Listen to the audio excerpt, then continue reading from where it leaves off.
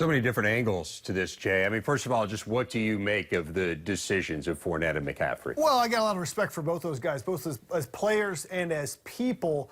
But first and foremost, you're a teammate. I don't think people realize how close college teammates are. These guys you live with, you're with 3-4 years of your life. Some of my closest relationships are. I just think it's unfair to your teammates to not play in the bowl game. You've been through a ton. I get that there's a risk of injury, especially for running backs. And a guy like McCaffery, he does a lot of special teams, he does a lot of receiving. I get that, but I think you got to put your teammates first, number one.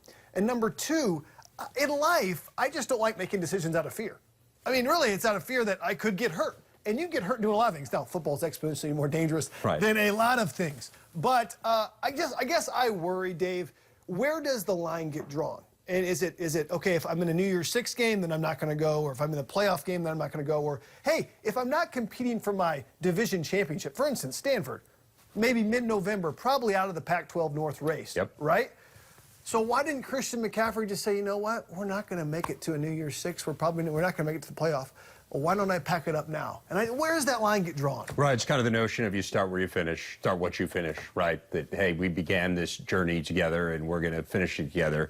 I definitely understand what you're saying. I mean, on the other hand, here are guys who, particularly with Fournette, I mean, he's been injured all year. I don't have a problem with Fournette because he had an ankle injury in the Wisconsin game. Yeah.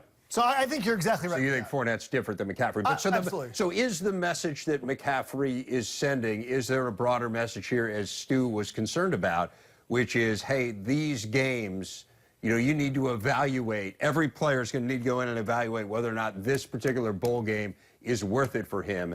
And then there could be some sort of domino effect here, because that's essentially what Stu wrote about today. Well, do you believe that's the case? I think he made a great point that it does normalize it. And a guy like Christian McCaffrey, who's got such name recognition, such facial recognition, for him to come out, a guy that goes to Stanford, that puts academics and finishing what you started first, to really say, you know, I'm actually not going to play in the Sun Bowl game. I'm actually just going to get ready for the NFL.